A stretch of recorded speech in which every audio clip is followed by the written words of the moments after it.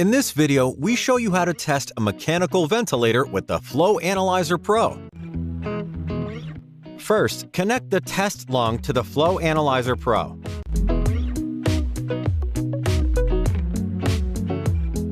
Then, connect the ventilator to the Flow Analyzer Pro.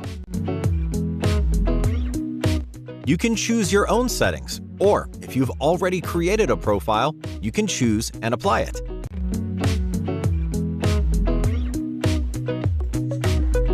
Tap the measurement tile on the home screen and start ventilation.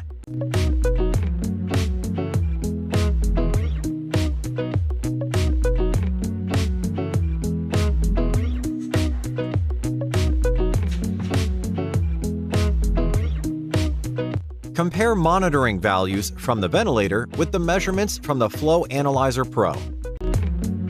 If the values are within the range, the ventilator test will succeed. If the values are outside of the range, you must calibrate or repair and retest the ventilator. IMT Analytics, the art of measuring.